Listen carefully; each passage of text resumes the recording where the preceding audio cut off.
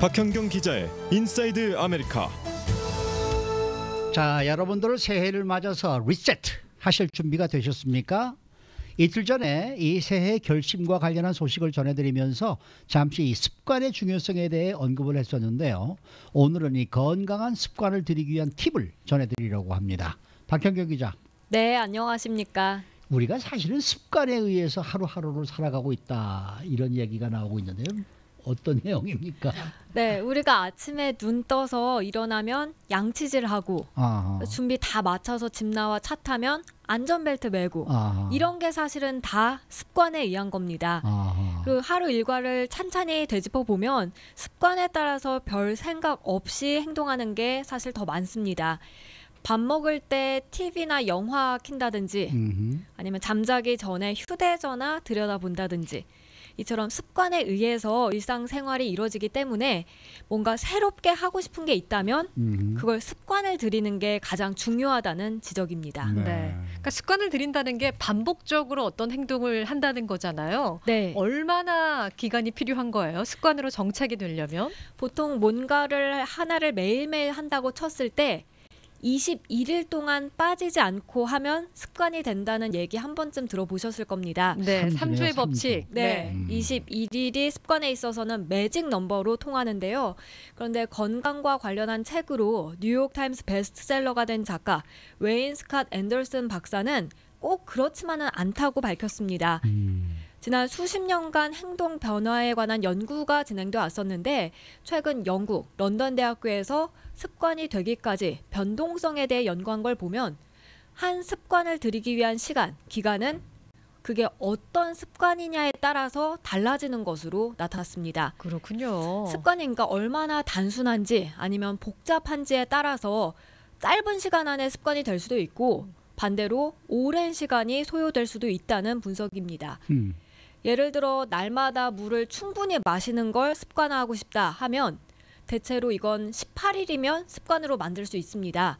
하지만 마라톤을 위한 훈련을 습관으로 만들겠다고 하면 그건 몇 개월이 걸릴 수도 있다는 분석입니다. 그렇죠. 이게 21일 만에 끝날 일은 만마죠. 네.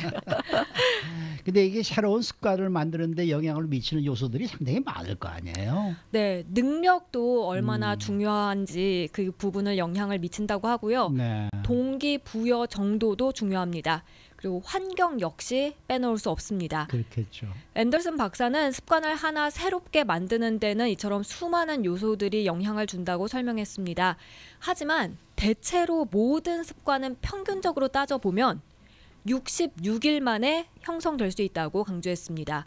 그러니까 어제 1월 1일부터 시작했다고 하면 그게 꾸준히 노력을 이어간다고 하면 3월 6일이면 이게 습관이 될 수 있는 겁니다.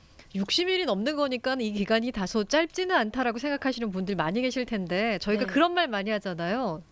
새해 초 시작하고 나서 작심 2달 이 안에 포기하시는 분들이 상당수가 있어요. 금연도 그렇고 금주도 그렇고 다이어트도 그렇고. 맞습니다. 작심 3일이 작심 2달로 가 있습니까 이제? 요즘은 그렇더라고요. 그래요? 네. 오래가네 그러면. 네. 그 기간 습관이 되기까지 사실 포기할까 말까 수없이 고민하게 되죠. 앤더슨 박사는 이 기간 심리적인 상태를 3단계로 나눠서 전했는데요. 처음 3분의 1 그러니까 1일부터 22일까지 보통 중도 포기해버리고 싶은 생각이 수없이 든다고 합니다. 하루에 12번도 더 들죠. 맞습니다. 그다음 두 번째 3분의 1 23일부터 44일까지는 어느 정도 습관이 들면서 조절이 이루어지는 기간입니다. 첫 단계보다는 확실히 편해지고요. 그리고 마지막 3분의 1, 45일부터 66일까지는 생활 리듬 안으로 빠져들면서 훨씬 더 수월해집니다. 그러니까 이걸 등산에 비유해 볼 수 있겠는데요. 처음에 산 오를 때는 굉장히 힘들지만 나중에 내려올 때는 다리가 그냥 저절로 이렇게 움직이는 것처럼 습관화될 수 있다는 겁니다. 시간이 가면 갈수록 편해지는데 처음에 그 힘든 걸 견디지 못해서 많은 사람들이 포기해버린다는 지적입니다. 네. 그러니까 처음 힘들 때를 견딜 수 있게 하는 어떤 무슨 조언이 좀 있습니까? 네. 첫 번째 팁은 작게 시작하라는 겁니다. 저번에 하루에 윗몸 일으키기 한 번 해라 하는 걸로 이제 말씀드린 적이 있는데 이렇게 처음에 작게 시작하는 게 습관을 들이는 키입니다. 네네. 앤더슨 박사는 가장 단순하고 가장 쉬운 목표를 생각해서 그걸로 시작해야 한다고 말했습니다. 그 작은 건 최종 목표에는 전혀 도움이 안 되겠습니다만 일단 성공할 수 있다는 것에 집중할 수 있게 됩니다. 그리고 그게 반복하다 보면 습관이 될 수 있는 겁니다. 네. 지난번에도 그런 얘기가 우리가 했잖아요. 네. 이 팔굽혀펴기 네. 푸시업도 한 번으로 시작하고 일주일 후에 2번 하고 일주일에 3번 하면은 저 1년이 지나면은 네. 3, 5, 15 얼마나 하게 되는 거예요? 한 150개씩 하게 되는 거죠. 네. 50개인가요? 52번. 네. 일주일에 하나씩 해서 늘어난다 그러면 50개 할 네네. 수가 있다는 얘기죠. 최영호 앵커가 2020년에는 팔굽혀펴기를 저희 광고 나가는 시간 동안 몇 개 하는지 제가 세어볼 거예요. 가끔씩 하시거든요. 근데 굉장히 네, 잘하시잖아요. 잘하세요. 예, 네. 올해는 얼마나 숫자가 더 늘어가는지 제가 카운트를 하겠습니다. 저는 그래서 100번 이상은 안 합니다. 근데 이제 이 습관을 들이기 위해서 처음에는 주변에서 많이 도움을 주는 게 확실하게 좀 좋은 것 같아요. 네네. 그런 부분에 대한 설명도 있었나요? 맞습니다. 이 주변의 목표를 이룰 수 있게 지원해 줄 수 있는 사람을 두는 게 매우 중요하다는 조언입니다. 가족과 친구들이 도움을 주는 건 당연하고요. 운동한다면 그곳에 친구를 사귀고 먹는 것이라면 뭐 그걸 준비하는 사람과 친해져서 그들의 서포트를 받는다면 큰 도움이 되겠습니다. 특히 운동의 경우에는 혼자 하려면 이게 쉽지가 않은데 네. 운동하는 그 메이트가 하나 생기면 내가 가기 싫을 때 막 독려를 해주잖아요. 네. 확실히 도움이 돼요, 그건. 맞습니다. 네. 그리고 만약에 재정적 여유까지 뒷받쳐 준다면 뭐 퍼스널 트레이너라든지 코치, 영양사 등 전문가의 도움을 받는 것 더없이 좋겠습니다. 네. 그런가 하면 계속해서 이 목표 성취에 관해 질문을 해야 한다. 이런 얘기가 있는데 이건 어떤 질문을 말하는 거예요? Why와 How입니다. 어허. 왜 그리고 어떻게 어. 왜 이 목표가 나한테 중요한가? 왜 내가 이런 불편을 감수하고서라도 목표를 이루려고 하는가? 그 이유를 물어서 답을 얻어내야 하고요. 네. How는 아마 시작하기 전에 미리 질문하고 답하는 게 좋을 듯 싶은데요. 어떻게 이 목표를 성취할 수 있는가? 누가 나를 도와줄 수 있나? 가능하면 구체적으로 정하라고 합니다. 앤더슨 박사는 대개 사람들이 이 둘 중 하나를 생각하지 않거나 아니면 둘 다 아예 묻지 않아서 중간에 실패하는 것이라고 꼬집었습니다. 여기에 더해서 멈춰서고 어려움을 마주하고 선택하는 방식도 적용해보라고 조언했는데요. 이게 뭐냐면 잠시 멈춰서서 내 감정과 주변 환경을 찬찬히 둘러보고 행동할 때 이 행동이 목표를 돕는지 아니면 방해하는지 생각해보고 그 다음 목표에 맞는 행동에 나서라는 것이었습니다. 네. 자, 그 다음은 우리가 조금 더 피부에 와닿을 수 있게 각 상황별로 이제 도움이 되는 것들인데 어떤 팁들이 있어요? 네, 우리가 새해 인사할 때 행복한 한 해 되세요 이렇게 많이 얘기하잖아요. 네. 어떻게 보면 궁극적인 목표는 행복일 텐데요. 보다 행복해지기 위한 팁으로 내가 가장 중요시하는 게 무엇인지 우선순위를 정하라는 그거를 습관화라는 내용이 나왔습니다. 네.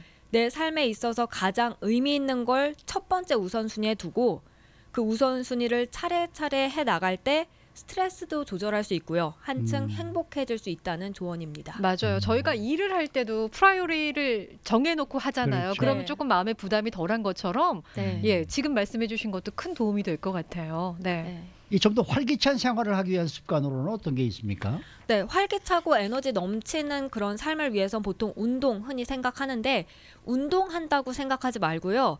대신에 어린 아이 때처럼 움직인다고 생각하라고 합니다. 전 세계적으로 운동 너머에는 사실 하루 종일 몸을 움직이는 라이프 스타일이 중요하게 자리 잡고 있다는 설명이었는데 뭐냐면 집 청소하고 뭐 자전거 타는데 그걸 운동한다는 생각으로 타지 말고 그냥 재미를 위해서 자전거 탄다 하고 네. 뭐 산책하고 마루에서 댄스 파티 여는데 이게 거창한 게 아니라 그냥 혼자서라도 음악 틀어놓고 춤춰보고 막춤. 네. 에스컬레이터 보면 그 옆 계단 이용하고 이게 어릴 때는 누가 시켜서 하는 게 아니라 그냥 재미로 그렇게 할 때 그렇죠. 많잖아요. 그래서 그냥 어린 아이 마냥 춤추고 쇼핑하고 기타 치며 노래하고 이런 식으로 하다 보면 에너지 넘치는 활기찬 생활을 이어갈 수 있겠습니다. 그냥 몸을 자꾸 움직이라는 얘기잖아요. 맞아요. 맞습니다. 예. 그리고 건강한 습관 하면은 저희가 먹는 거를 빼놓을 수가 없는데요. 혹시 식단에 관한 그런 팁도 있었어요? 네, 이번에 건강한 식습관을 목표로 내세웠다면 한 번 먹을 때 적게 먹고 보다 자주 식사하라고 했는데요. 그러니까 소식하는 것과 함께 무엇을 먹느냐가 아니라 언제 먹느냐가 관건이라고 했습니다. 그래요? 무엇을 먹느냐가 아니에요. 네. 오. 그래서 그냥 하루 3끼 먹는 그런 식습관보다는 정확한 시간 차를 두고 먹는 습관을 들이라는 조언이었습니다. 그래서 일어나자마자 30분 안에 아침 식사하고요. 어이고. 그 다음 매 3시간마다 점심 식사와 저녁 식사를 하는 겁니다. 이러려면 진짜 조금씩 먹어야 될 것 같아요. 저처럼 한 어이구. 번에 많이 먹는 사람은 어려울 것 힘들죠. 아니 같아요. 일어나자마자 30분만 아니면은 세수도 하지 말고 이빨도 닦지 말고 먹으라는 얘기인가?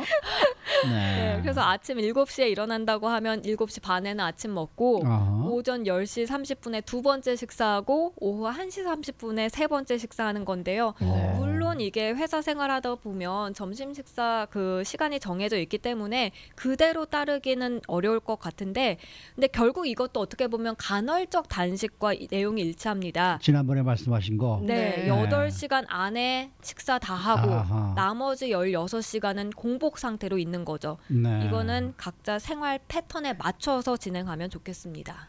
그다음에 또 건강한 습관은 어차피 우리가 잠을 빼놓을 수가 없지 않습니까? 네. 네, 이 개개인마다 생체 시계에 따라서 새벽형, 올빼미형 이런 식으로 나뉘잖아요. 이거를 크로노 타입이라고 하는데 우선 자신이 어떤 타입인지부터 확인하고요. 그에 맞춰서 잠자는 시간을 정한 다음 그 전에 1시간 정도를 숙면하기 위해 들어가는 시간이 트랜지션 타임으로 정합니다. 그리고 이 시간에는 잠을 잘 자기 위해 좀 편안해지는 걸 네. 절차처럼 매일매일 하는 건데요. 불빛을 어둡게 줄이거나 초를 피우거나 안정적인 음악을 듣거나 뭐 책을 읽거나 아니면 간단한 요가 같은 운동하거나 또 뜨거운 물로 목욕하거나 일기 쓰거나 아니면 감사한 일 3가지 적거나 이런 절차를 매일 거치고서 잠을 자다 보면 잠자는 습관이 생겨난다고 합니다. 그래서 이게 숙면하는 데도 역시 도움이 된다는 평가입니다. 이 중에서 어떤 게 가장 이정훈 씨는 와닿는 얘기입니까? 저는 뜨거운 잠자기 위해 좀 물로 편안하게 자기 위해서. 목욕하는 거, 뜨거운 물로 목욕하고 그 다음에 책을 읽으면 금방 잠이 들 것 같아요. 네. 저는 우선 제일 먼저 하는 게 불빛을 어둡게 줄이는 겁니다. 네네. 낮잠 잘 때도 저는 커튼을 치고 자니까. 저도 낮에 네. 잘 때 안마 커튼이 있어요 제 방에는. 그래서 네. 완전 깜깜해요 낮에. 그게 제일 먼저 하는 그런 이제 행동이고. 네. 근데 잠은 뭐 그런 거 안 해도 잘 바로. 복입니다. 예. 네, 수고 많으셨습니다. 네 고맙습니다. 박현경 기자였습니다.